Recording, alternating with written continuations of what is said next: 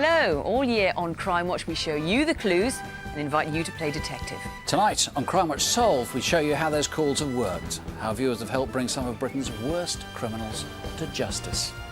How 30 years on a Crimewatch viewer came up with the name and the details that identified one of Britain's most appalling killers. How 3 viewers named a serial robber and how he was so shocked at seeing himself on TV. And how almost 40 viewers spotted a drug dealer on the run, but he turned kidnapper when he knew he was cornered.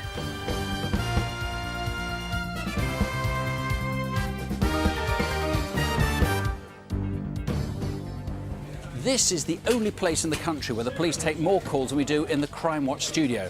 This is the 999 Emergency Centre at New Scotland Yard, the biggest and the busiest emergency phone centre in the world. To give you an illustration, Crimewatch sometimes takes over 2,000 calls an evening. Here, they take 10,000 every day. Later in the programme, we'll show you some of the drama behind these calls and some surprisingly absurd stuff too. But first, to a case which provoked all sorts of responses, including victims who'd never come forward before. Our appeal was on 2 rapes in Sussex. There wasn't much to go on. I would never publicly go at the start of an inquiry to say we're going to get a result.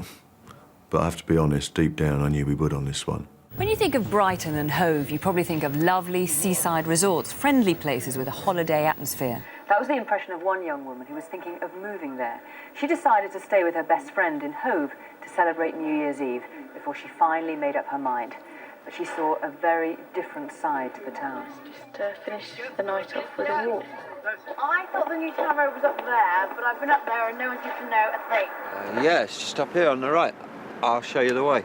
So there's a shortcut through here. He had the same expression the whole time. It's your word against mine, isn't it? I could do away with you right now, couldn't I? Detective Superintendent Ken Probert. Could this man have attacked other women? There's a very good chance he has. These women were particularly humiliated by the attacks. We know that on 2 occasions. Good evening, Crimewatch. Yes, that's right, it is. It was wonderful when the lady phoned up, because she, for the last 6 years, had held the knowledge that that person that had done that to her was still out and about on the streets. That gave it a bit more impetus, because we knew that, yes, this is a serial rapist, and we have just got to catch him. Right, everyone, attention. As we hoped, the Crimewatch appeal, which went out last night, was excellent. We had about 200 calls into the TV studio and about 100 more into here, with the promise of more to come over the next few days. That means we've now got a total of approximately 1,200 names to check against the matrix to prioritise. The matrix was basically superimposing the details we knew on other details that profilers and people knew about our offender and being able to give them a score. So everyone that came into the incident room out of those 1,200 names ended up with a score. And the higher the score, the closer they matched the offender, so therefore they were the ones we went and swabbed first. We had to then set about trying to find the person. The only really way to do that is to get DNA samples from the people you want to speak to during an inquiry. Forensics is that this offender is connected to another rape. His DNA is identical. Also, we've had a couple of calls into the TV studio from 2 different women claiming to have been attacked by that man. One of them says she was raped by him 6 years ago. Phil. There's actually a national database of people who are on the DNA database, and this person wasn't on there. We just had a profile of somebody, but who? We didn't know. That reconstruction just brought it all back. It was him. And I'm sorry I didn't report it. I'm sorry I didn't. I couldn't stop what happened to that poor girl. I just couldn't. Promise me you'll get him. Well, we're doing the best we can. I can't promise. No, promise me. Promise me you'll get him and put him away. Don't let him do it again. All that emotion over the last 6 years that have been bottled up came out, and it made me really want to do my absolute best. It's definitely the same person? Yep. You're well, sure? He didn't see anything himself, but he reckons his brother did. Yeah. 18th of April. R-E-Y-N... I know, but we've got to check it. Yeah, I know what you're saying. Cheers. The other thing was on Friday the 22nd of March. Could you hang on? Yeah, I'm going to have to call you back. Something's coming. An alias? Yeah. Right. Tell the team Paul Johnson is actually Paul Reynolds. OK. We'll reprofile them using the information on both names. Two people can phone in, the same person, but under a different name or under an alias, or one person just gives the Christian name. When we actually reprofiled him under both names, he went up the system and scored much higher, which then made him, together with the fact his name was in the room 3 times, the #1 suspect. It's your word against mine, isn't it? I can't describe that moment of fear when he did what he did, and I relive that moment all the time, and it has nothing to do with the person that did it. It's just the fear that it happened. Words can't describe him. How dare he have done that to me and to my family. For him, it was just an opportunity that he just had to grab, because he's just a disgusting, foul human being.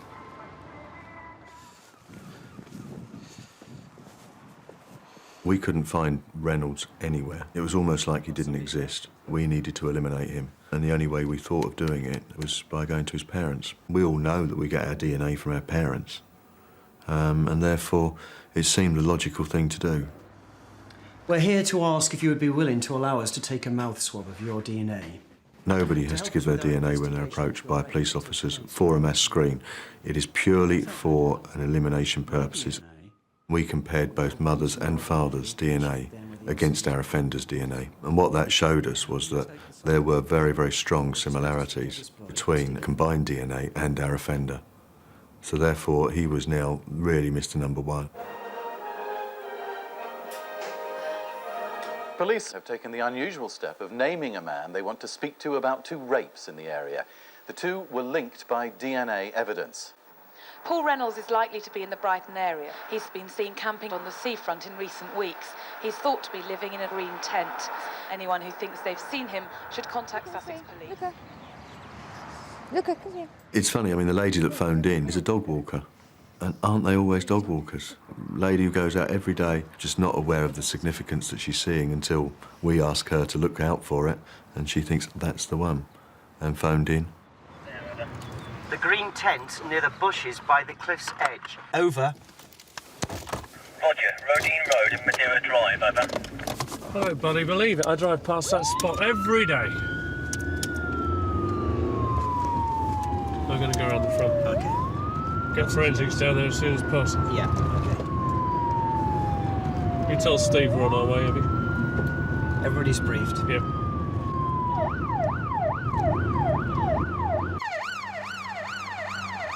Where he was amazing because it's quite a busy road along the seafront, and many, many people have driven past there every day. When I found out he'd been arrested, I was very, very on edge. Fear, excitement, dread, complete apathy. A whole load of things went through my head because I'll have to go and identify him. And it will have to kind of be a turning point for me in how I deal with it. I thought that will kind of be very scary. When I walked into the room where the ID parade was and I saw all these people, my heart was pounding, I was nervous, I think I was shaking. I kind of blocked out all sorts of stuff and was very aware of the task in hand. I also thought, gosh, what if I don't recognise him? I've always assumed that if I ever saw him again, I would recognise him. You know, this is like my worst nightmare come true. I'm about to come face to face with that person. But when I saw him, I just stood in front of him and I tried to get up some reaction or emotion in myself, but there wasn't one. I believe that you physically assaulted her, and I believe that you did force her to have sexual intercourse against her will. No. Did you do that? No. We felt at that point we had enough to charge him, and we did. And within hours of that, the DNA came back saying, yes, he was our man. And that was just the real icing on the cake, really. Apparently the jury were away for 15 minutes. That must be a very short time. He's dangerous, and I'm glad he's in prison and will be for some time. In October last year, Paul Reynolds was sentenced to 12 years.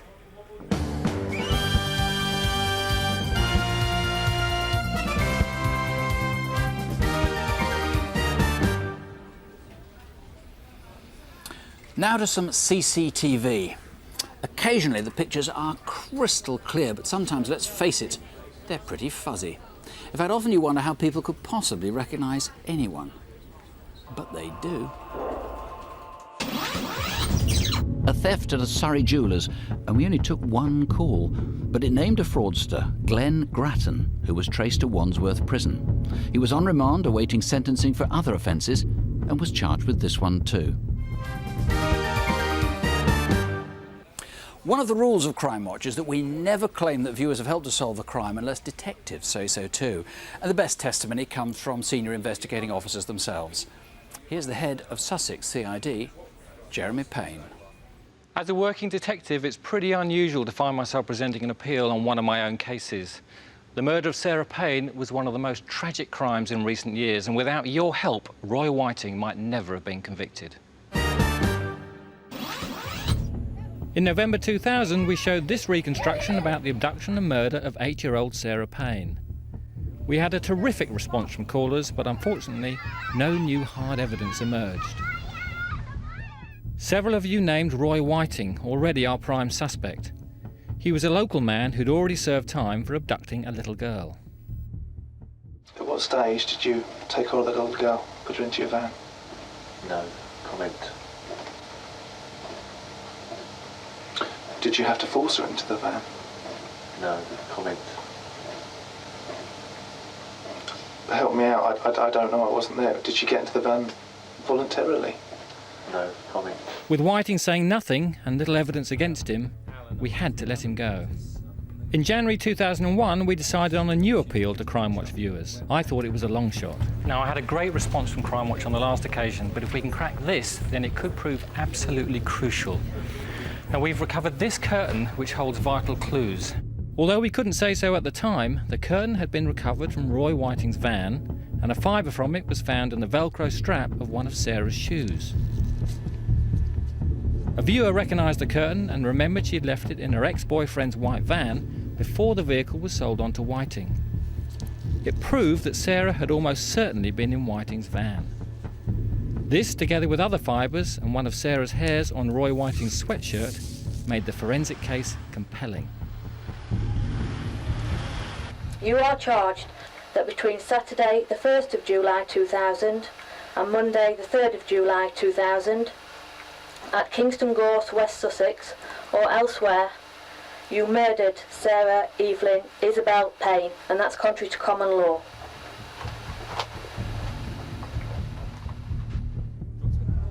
Whiting pleaded not guilty and put Sarah's family through the ordeal of a 5-week trial.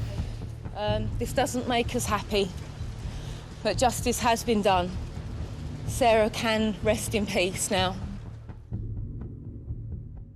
The judges ordered that he should never be released.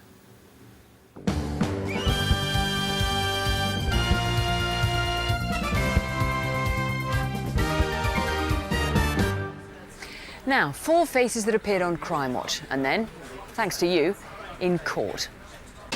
Richard Appiah was wanted for fraud when we showed his face last November. He was recognised by a manager and 5 staff at a hotel in Aberdeen where he was working, and police were quickly on the doorstep. In January, Richard Appiah pleaded guilty to 12 charges of false accounting and was sentenced to youth custody for 12 months. Sid Carr is a bully involved in domestic violence and was guilty of an extremely vicious assault. 2 Crimewatch viewers recognised his picture and gave an address in Ireland. He was extradited last summer, found guilty of wounding, and was sentenced to 15 months. Michael Matthews was wanted for sex offences against a 7-year-old girl. He'd been charged, but failed to turn up at Derby Crown Court. We showed his picture last May, and though he wasn't traced directly, viewers were able to identify his friends. They led detectives to Nottingham, and Michael Matthews has been sentenced to 6 years for 8 counts of indecent assault. In a quarrel at a nightclub, Anthony Fenwick chewed off a man's ear. He then absconded from his trial and set himself up with a new life, cutting all his previous ties. But he was recognised after an appeal on Crimewatch and is now serving 3 years and 9 months for GBH with intent and jumping bail. 25 viewers from across the UK rang in to solve the next crime, and one of them insisted she was absolutely sure who the offender was and where he was. After all, she said, she worked with him in Bristol. He was wanted for a violent sex crime against a student miles away in High Wycombe. I was just walking back from the student union. I had noticed him outside one of the houses. I didn't really pay much attention though, just kept on walking. I just got past him, and then the next thing I knew, he just got hold of me. He kept on shouting, struggling, and that's when he got scared and let me go. He'd come very close to actually raping this girl, and a couple of minutes extra and he probably would have done it, and that's an awful thing to happen to anybody. So I was, confident that he would do it again if he wasn't caught. Detective Sergeant Murden had a stroke of luck when a colleague recognised the girl's description of the offender. Sivaraja Sivakaran was already suspected of another attack, but this time the witness picked him out on an ID parade. He was given bail pending trial last November. Just before November, he went missing and nobody knew where he'd gone, so he just disappeared into the ether almost, really. And because of fears he'd rape again, detectives came to Crimewatch. I was just at home by myself watching TV, and, well, I wasn't really watching TV, I was on the phone to my mum at the time. And then Siv's face came up with his name, and when they said his name, it's unmistakable. He worked with her in a pub in Bristol. We had nothing to indicate he had any connections to the Bristol area at all. So we spoke with our colleagues that covered that part of Bristol, and they said, right, leave it with us, we'll do what we can. When Siv came into work, there was police in the pub at that point, but they were upstairs with the manager in the office, and I think we'd seen him coming in on the CCTV. He was just, standing by the bar, and they just went and arrested him. Didn't put up any resistance at all. He was laughing, just smiling, basically as if to say, well, I don't really care. He was given 4 years, 9 months for the attempt rape and a further 3 months consecutively for absconding from bail, so 5 years in total. It is a huge relief to know that he's behind bars, because that means that he can't do it to anyone else. On Crimewatch on Thursday, banged up on Saturday. That's what happened to a prolific bank robber, Graham Wright from Preston. This is a reconstruction, but at times you'll hear his real voice taken from the interviews he gave to the police. What can you tell me about those building societies? Right, how do you mean tell you about the building societies? Well, tell me, are you responsible first of all for those robberies at those premises? Yes, I am. Yeah. Can you tell me how you went about it? I hadn't actually picked the building society out. I didn't know which building society. I just know I needed to get hold of money, and that's how I was going to do it. I waited till there was hardly anybody in there. I waited till lunchtime, and I just thought at lunchtime there's going to be less staff on. It's busier on the streets, so I'm going to disappear easier. Right. Walked to the door, then went in. Went to the lady cashier at the end. I think she was the only one there on the actual counter. Gave her the note. I did have my hand in my pocket at the time. And then she basically gave her the money and I walked out. Right. How much did you get away with on that occasion? £500 or £600. What did he say? Don't look at the other staff. Don't press the alarm. Just pass me the money and you'll be okay. Armed robbery, at the end of the day, is a very serious offence. It's at the top end of the scale, really. It takes a certain type of person to go into a building society with a firearm, be it imitation or genuine, and to make that kind of demand. Oh, fine. A bit tired. CCTV now from across the country. We'll tell you where they are. You tell us who they are. Each robbery is identified by the place where it happened. I need a peel off. Are you all right? Yeah. Do you want to make us a cup of tea? Let's have some biscuits. Come on. Graham, I was watching that. Well, it doesn't matter. The response from Crimewatch was phenomenal. During the course of the evening, the name Graham Wright was coming to the fore more and more. After 30 telephone calls that we had taken, 50% of them was actually consistently putting this man's name forward. And you didn't check out yet? No, not yet. What we didn't have was, what does Graham Wright look like? We had nothing to compare the name Graham Wright to. So one of the first things we actually did when we came back to division was find out what we knew on our Police National computer in relation to Graham, see if he had any previous, if he had any form. Enjoy with yours, Bill? No, not yet. I'm only halfway through. Yourself? Could be. Graham Wright's got previous. Lincolnshire Police charged him 6 months ago for making off with a petrol station without paying. I'm going to give them a ring now.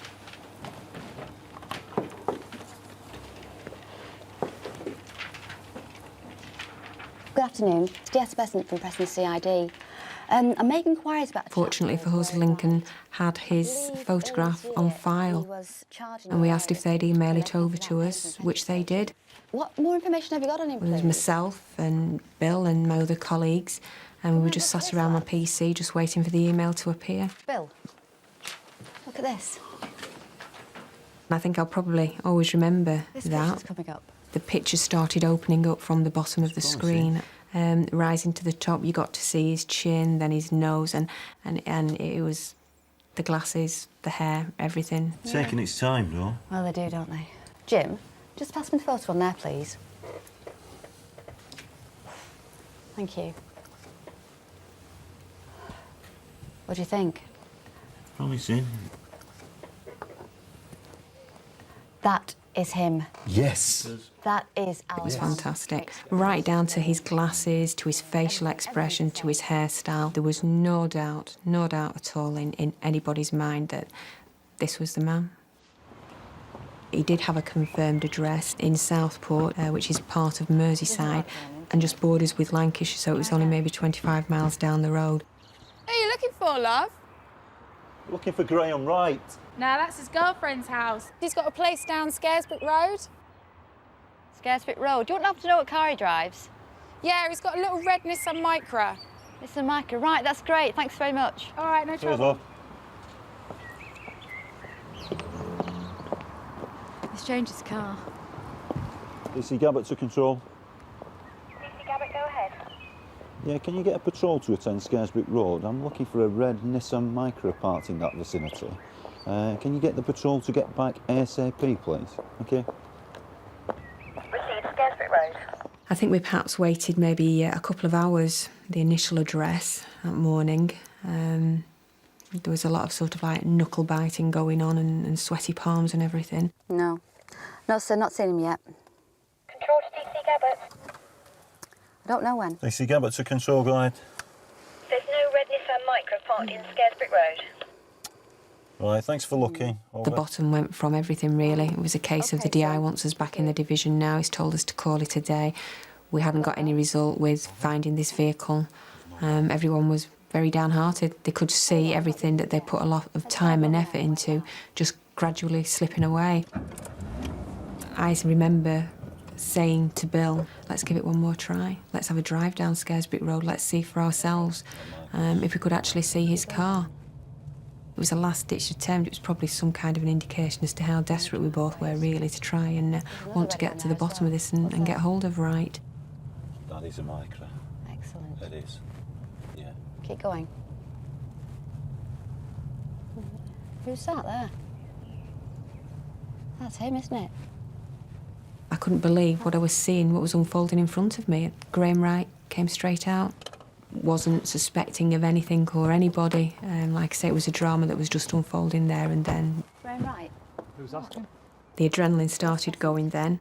DC Gabbett from Preston I've been expecting CID. you. What's Yeah. going on? You're I'm under sorry, arrest for armed love. robbery. No, You don't have to what's say done? anything unless you wish to do so, but it What's may done? harm I'm your sorry. defence if you do not mention when questioned something you later Where on are in you court. taking him? Preston Police Station. We can Graham? explain more then. Okay. In the back of the car, he's telling me about jobs that he's done, not of sort of like minor crime, but telling me of major criminal offences that he'd committed not only in our own force area, but in other forces within the UK. It was like a dream come true, really. Graham just wanted to get everything off his chest. Did you have any weapons on your person?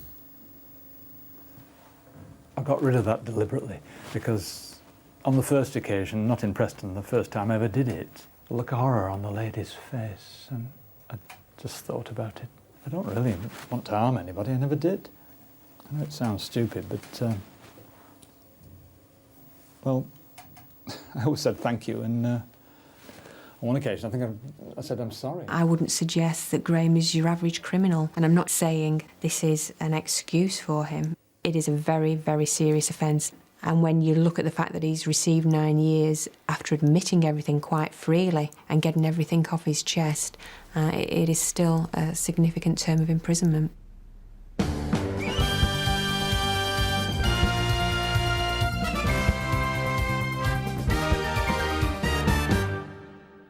Next, one of the appeals that caused an enormous sense of outrage.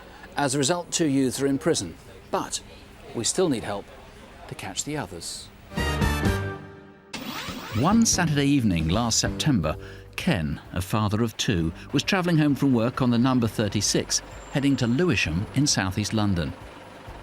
A routine journey till 5 rowdy youths got on at Vauxhall Bridge Road.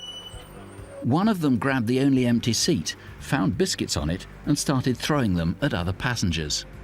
It seemed like he was either on something or he just wasn't all there. Some of the biscuits touched me. I then said to him politely, "Why don't you just brush the biscuits on the floor, I'll give you a hand." And then he became really aggressive, started swearing at me. At Vauxhall Bridge, the aggressive boys got off, and the whole bus applauded Ken's courage for intervening. Then seconds later, they returned and went back to attack him. They laid into him, but he pushed them down the stairs, and they fell out onto the street. We landed outside on the floor. Luckily, I landed on top of 2 of them. Then I felt the first guy behind me, on my sort of like on my back, and he had both of his fingers in my eyes, like feeling around. He was pushing into my right eye. I didn't feel anything. Maybe it was the adrenaline, I don't know. And I didn't realise my eye had been pulled out.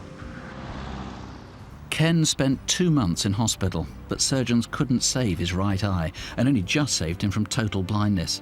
He's been left with only 40% vision. One of the attackers, Wesley Foster, was caught on the night of the attack running away from the scene. But police still needed to find the others and asked us to appeal for help. About 25 calls came in on the night, mostly of high quality. 2 passengers from the bus came forward, both of whom became important witnesses at the trial. And names were offered for the whole gang, including that of Thomas Jennings. Both Jennings and the youth who'd been running away were picked out on ID parades, and they were both found guilty of violent disorder and GBH. They were each sentenced to 4 years. Thomas Jennings wasn't responsible for the actual blinding of Ken, but the judge said you were responsible for the violent enterprise that you joined and promoted. You've not shown one scrap of pity or remorse for your part in the violence. Whoever deliberately blinded Ken is still at large, and he's still a danger. So who are the other 2 members of the gang? Don't let them get away with it. Please call if you know them, and above all, if you saw anything. 0500 600 600. Nick was saying how the call centre here at New Scotland Yard is the busiest in the world, and the man in charge of it is Superintendent Barry Clark. Barry, when people ring 999, it can be a matter of life or death, can't it? What's the most dramatic call you've ever had here? I think the most distressing are those involving children, but quite the most extraordinary we had recently, where someone was tied up and gagged, dialed 999 with his nose, and we couldn't find out where he was, so we had to go through the alphabet with him for him to grunt at the appropriate time to find out where he Because of course is. he couldn't speak because he was gagged. They're not always that serious though, are they? I've just had someone ringing in complaining because he's been stuck in traffic for an hour. I mean, what's the most ridiculous call you've ever had to 999? Possibly a woman who rang to say that the curry that she'd ordered was too hot and rang 999 for police to sort it out. You're joking. That's what people do. Let's be clear then, when should you call 999? Well, you should call 999 when a crime is happening now or someone is in immediate danger. And that can be quite extreme. If you came home and found your house burgled and the door open, you didn't know if anyone was there, of course dial 999 and we will come.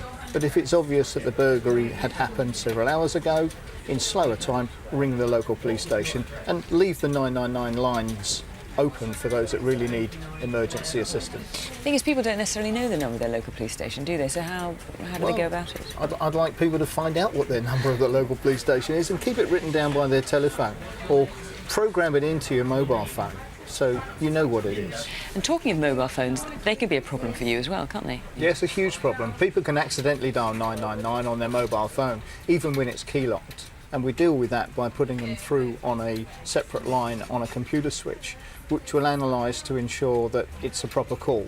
And only real calls will be allowed through into the room. Now, we take 25,000 of these a day, but we filter them out. And so far we've dealt with 3,500. And if they were allowed into the room, they would totally overwhelm us. OK, Barry, thanks very much.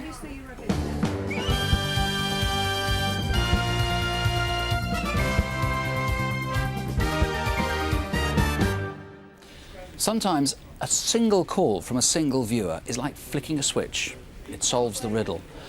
In the next case, it was much more complicated, but not surprisingly, since the crime had baffled everyone for close on 30 years. In the early 1970s, there were 3 murders in South Wales, all of teenage girls who'd been travelling home at night. Paul Bethell was then a young detective. Well, events first started in July of 1973 when the body of Sandra Newton was found in a disused culvert.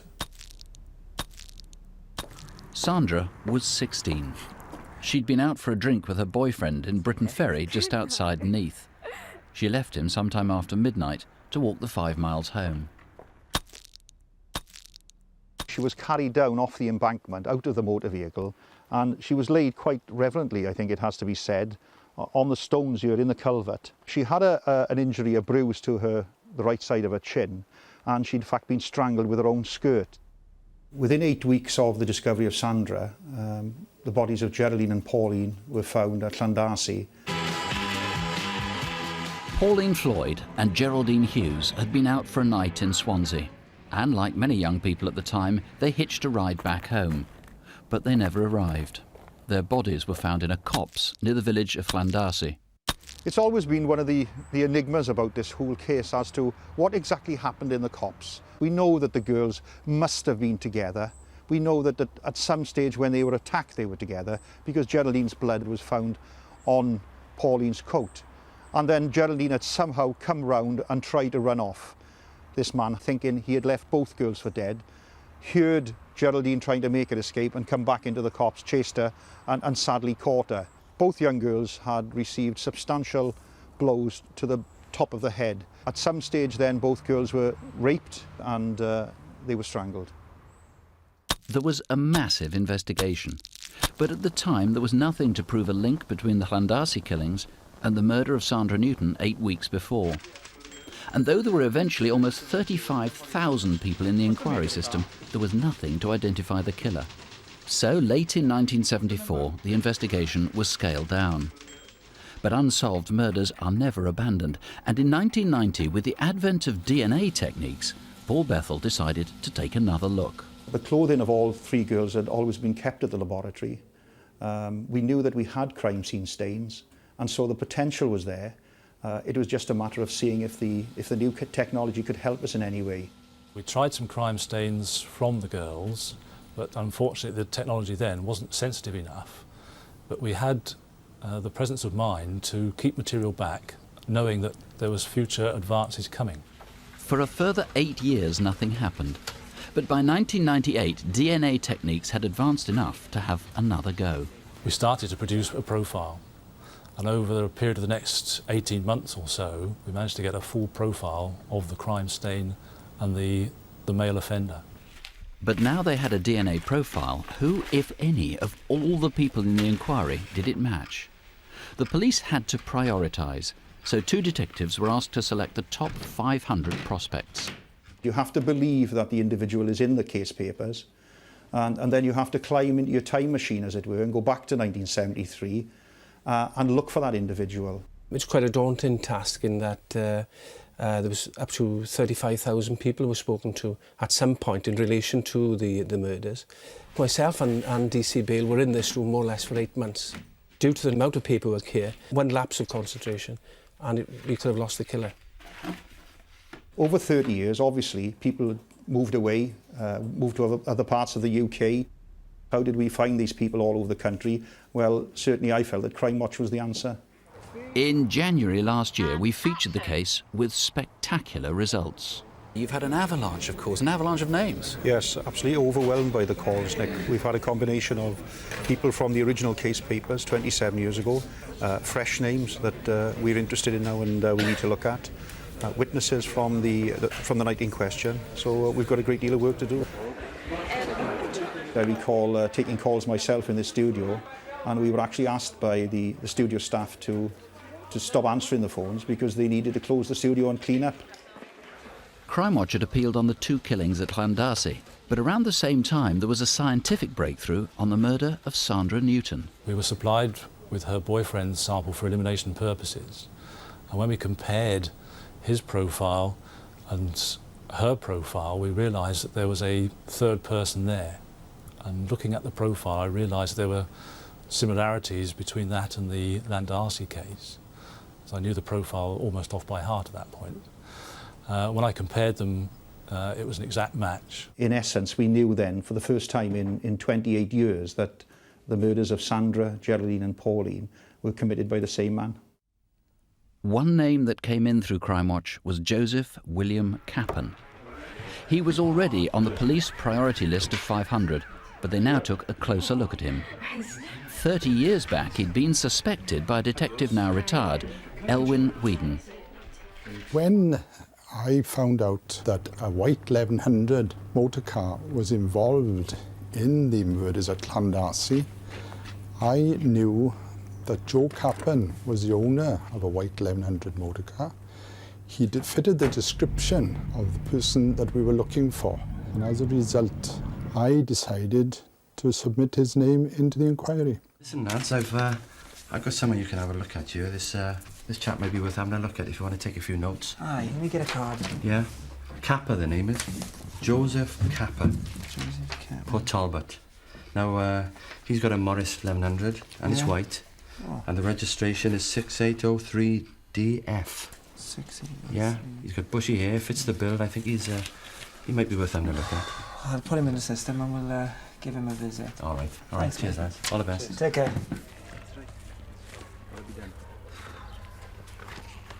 Mr. Cappan? Joe Cappan? Yeah, that's me. Hi, DC Thomas Phillips from Port Talbot Police Station. And if we could ask you a few questions. We're investigating the Llandarcy murder about the 2 girls.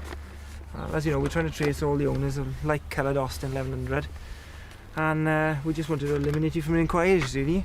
Do you mind if I take some fingerprint samples and some fibre samples from the car? No, carry on. Carry on. Thank you, Mr. Can I have the key? Sure.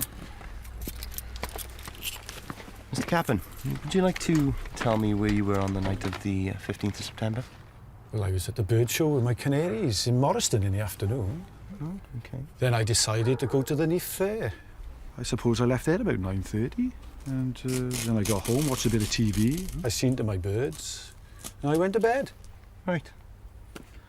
Cappan's story appeared to check out, so he simply became another name in the system. Hi, Elwyn, all right? Did you call in and see Mr. Cappan after? Yeah, we gave him a call. He had an alibi. So. Nothing. Nothing at all? Well, we tapings from the car. Yeah. Nothing came back. Okay. No similar fibres. No okay. You're off down the pub after? Yes, yeah. Hey, we'll see you down there. We'll see you. Ta-da. Yeah, bye. Bye. So, ruled out in 1973, but now Joe Cappan was looked at once again, and there was a surefire way to rule him in or out for good. They simply needed his DNA. When the research team went to visit the house in order, as they thought at that time, to obtain a mouth swab or buccal swab from him, we were informed by his family that in fact he had died from a protracted illness in 1990. The police approached members of his family and obtained DNA samples, and from that we could work out a partial profile for Joe Cappan himself. It wasn't a full profile. When we compared that to the Llandarcy and the Sandra Newton crime stains, it was clear he could not be excluded at that stage. As he was dead and had been buried, the only way to get a sample from him would be to have an exhumation. So earlier this year, Joseph Cappan became the first ever murder suspect to be exhumed. We needed to do this to put a lot of matters to rest for the families of Cappan, for the families of the girls, to show that the individual lying in that grave was in fact the same individual that had left that crime scene stain at Llandarcy and Tonmawr. In June, 30 years after the murders, came confirmation that Cappen's DNA did match that found on all 3 girls. As soon as we had the confirmation that Cappen was the killer, the first thing we did was to go and visit the families. It was nice for us to sit in their living room with a cup of tea and basically tell them that we now knew who in fact had killed their daughter. Finding the killer now has meant that we can put the bad times behind us and perhaps look at the good times and the fun she had. It's just relief for both families so that they can get on with their lives and put this matter to rest. It's a very strange feeling to have worked in 1973 as a 21-year-old, as a young detective in those days, and then eventually led the team that actually found the killer. That's probably something that it's fair to say every detective would wish for. Paul, Joe Cappen's dead now. He's been dead, what, 12 years, but you've still got a major incident room running. Now, tell us what's going on. Yes, we still need to timeline Cappen. I need to know where he has been, where he was for some 28, 29 years, between 1960 and 1988. Of course, we know he died in 1990. What part of the country did he visit? We know that he's travelled to the north of England, that he visited the Lincolnshire area, where he had family some years ago. But I really need to know where this man has been. Why are you so anxious so long after his death? Well, I've always been of the view that if this man was capable of killing 3 young girls within 2 to 3 miles virtually of his own home, using his own car, then certainly he would have no qualms whatsoever about killing elsewhere or in fact attacking young women in other parts of the country. Of course, he was a professional driver, so he travelled a lot, which means he could have committed crimes anywhere. That's right. We know that he was employed as a driver. He drove buses, he drove lorries, and what I would ask is for employers to have a look at the photograph, the name, and search their memories to see, did they employ this man as a driver many years ago? I don't want to ask you to sensationalise things, but is it your view that he is likely to be an even worse serial killer than we already know about? Well, the truth is, of course, we don't really know, but certainly I have the feeling that this man would have killed elsewhere in the country. If this man will attack within a few miles of his own home, using his own car, in an area that he would have been known to people, then certainly I feel in other parts of the country and other parts of the world, he would have no concerns whatsoever about carrying out some serious crime. What about crimes well short of murder? Just terrifying women, attacking them, rape? Yes, well, we've had a number of calls already from women that have come forward that were attacked some decades ago, in fact 2 or 3 decades ago, by Cappen. They've now told us their stories, and what I would ask is if there are any women out there that know Cappen, that had met him and had any sort of experience with him whatsoever, if they would make contact with us. OK, if there's any way you think you can help, please call 0500 600 600. Viewers from Merseyside helped solve the next one, a terrifying raid on a frozen food warehouse in Skelmersdale.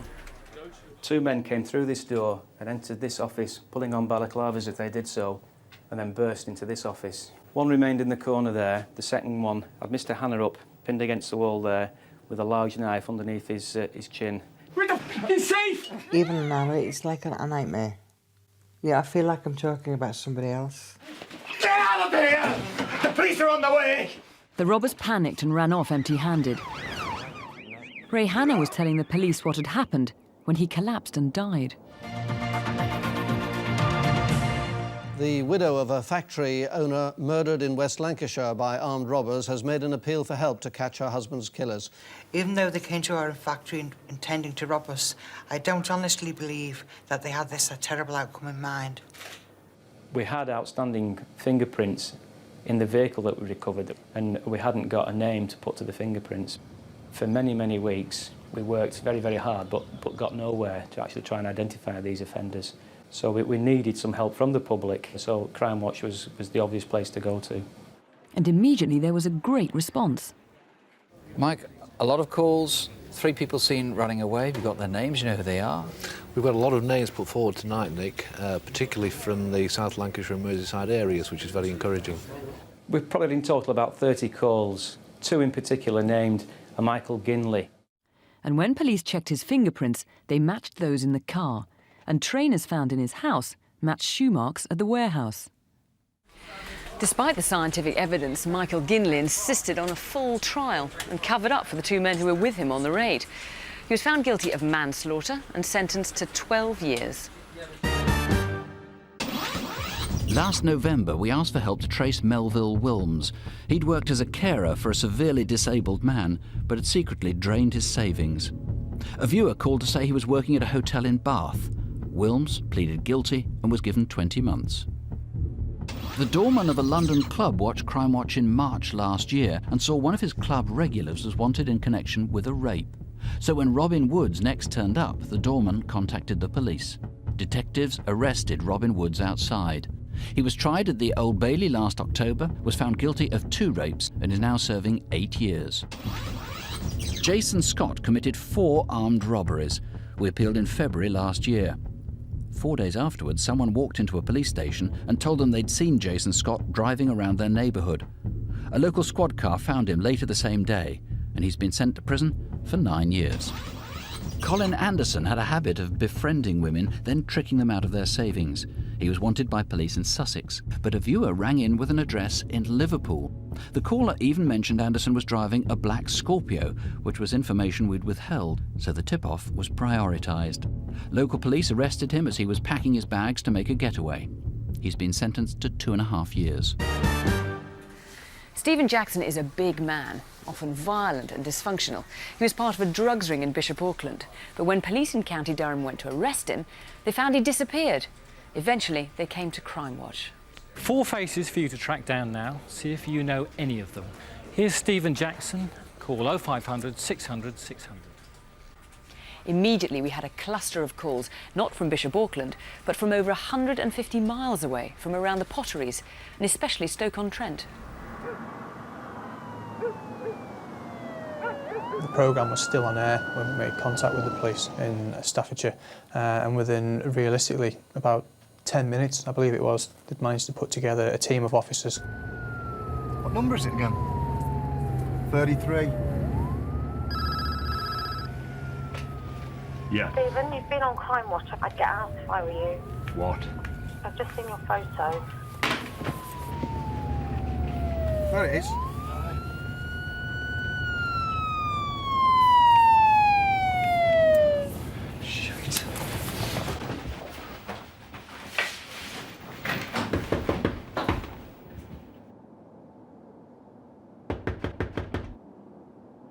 Potentially for us, it was a disaster. We could be back to square one, not knowing at all where he was going to be.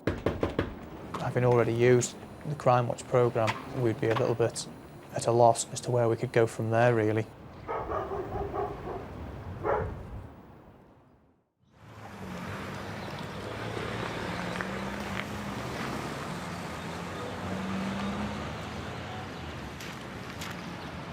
On an impulse, Stephen Jackson went into the shop, ordered cigarettes, and pulled a knife out. As he later told police, he was chased by everyone, including the kitchen sink.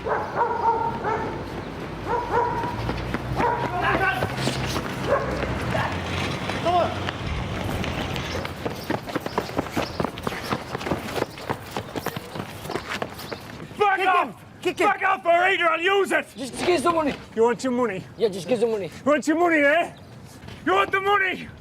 That's all you get!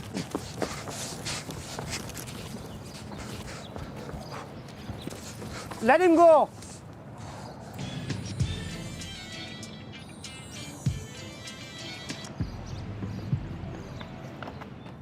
Drive the car! What? Move it! I can't, it's not mine! Just drive the car! Right. I got a bit scared. What if he stabs me or something? Just get going, all right? Okay. Look, just stop waving that, please. The police will pull us over. All right! He was getting all aggressive. Just keep going and you won't get hurt. All right. But I thought if I talked to him, I might calm him down, like. What have you done? What do you think I've done, eh? I don't know. Look, I just robbed something, all right? They had most of it back. I had to try something to help myself. I couldn't just keep driving. And several cars drove past which I was flashing at. Try to attract their attention. Turn left here. All right. Just turn left. Look. Down here, all right? Yeah, okay, all right. Stop on the left here. Here. Stop here. Right. Right. This is as far as you're going, all right, son?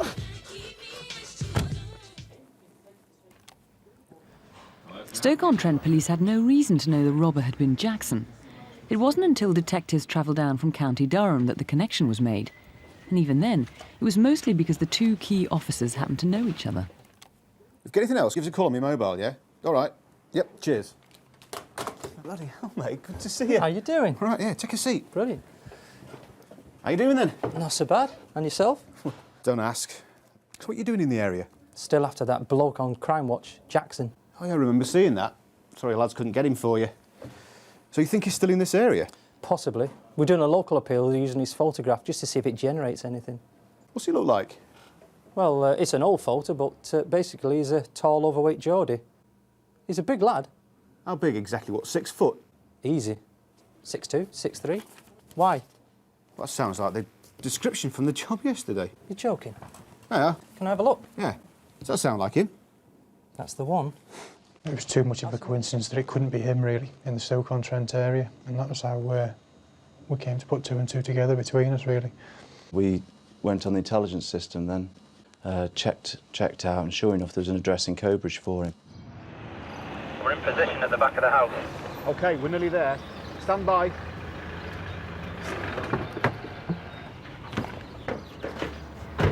OK, that's nice and easy.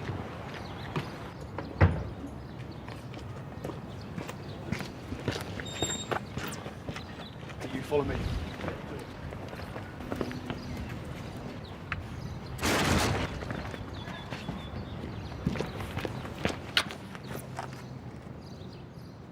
Again, the frustration, and the TV was actually running with the local news on.